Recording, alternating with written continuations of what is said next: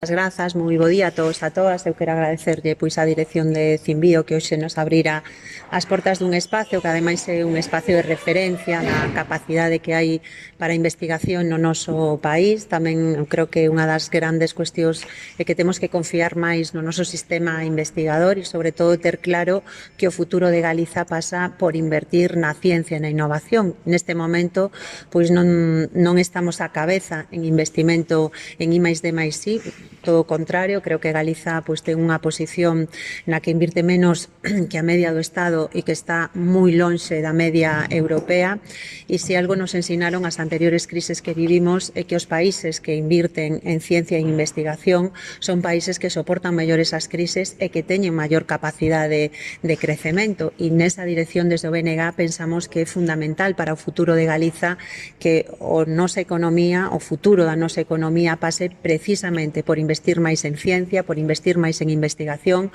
porque teñamos unha maior transferencia dese coñecemento tamén ao conxunto da sociedade, e creemos que aí hai unha falta de compromiso por parte do goberno galego, que non ten unha política científica clara e que non está vendo a oportunidade que hai neste ámbito. Un ámbito no que tamén eu quero destacar que temos un exemplo moi importante de moitas mulleres que están sendo referencias, mulleres como tiñamos hoxe, por exemplo, aquí a María Mallán, que é pois unha persoa de referencia e que creo que é un exemplo para moitas mulleres de que hai unha capacidade enorme. Con todo, é certo que no conxunto das nosas universidades sigue habendo discriminacións e diferencias, non? Por citar algún dato, pois vemos como menos do 30% das catedráticas son mulleres, ou no caso das profesoras eméritas esa cifra non chega ao 10%. É certo que no ámbito da investigación hai unha incorporación moi grande de mulleres, non, na base do sistema científico, pero tamén sabemos que son menos as que teñen as oportunidades de poder dirixir grupos de investigación. Desde o BNG temos un compromiso moi claro coa ciencia e un compromiso moi claro con que temos que aproveitar todo o talento das mulleres e fomentar todas as vocacións femeninas, e nese sentido pois eu tamén creo que é importante o traballo que temos realizado. Este ano fanse 5 anos da aprobación por unanimidade da Lei Ángeles Alvariño, unha lei que promoveu o BNG precisamente para poñerlle freo a algo que nos parecía inconcebible, e é que en pleno século XXI as mulleres tuveran que escoller entre ser nai e científicas, non? Fixemos unha lei que o que quere acabar con esa discriminación, conseguimos ademais a unanimidade no Parlamento, pero evidentemente isto non chega, necesitamos moitos máis esforzos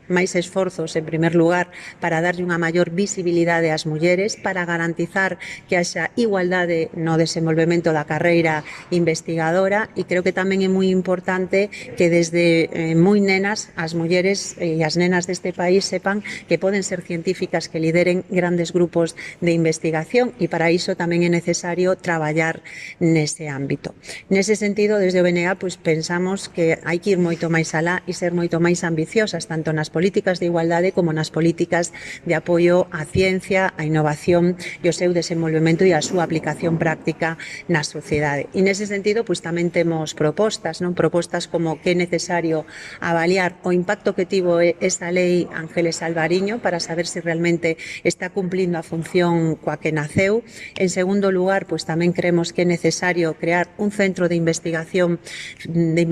feminista e de impulso ás mulleres, á igualdade das mulleres na ciencia. E por último, pois tamén creemos que desde o punto de vista do ámbito científico, Galiza ten que aspirar a máis, temos que aspirar a conseguir que o 2,5% do noso Produto Interior Bruto se destine a políticas de I+D+I, e neso hai que, polo tanto, facer un esforzo maior por parte das administracións e involucrar máis ao sector privado, e creemos tamén que Galiza necesita ferramentas máis potentes para a captación e retención de talento, e por iso xa digo que vamos a levar de novo ao Parlamento de Galiza unha lei para a creación do Innogal, que, tomando como base as experiencias de éxito que teñen vascos e cataláns co ICREA ou Ikerbasque, teñamos realmente un instrumento ao servizo da ciencia e da innovación que nos permita captar, reter talento e, sobre todo, pois que podamos posicionar a Galiza no lugar que se merece nun ámbito onde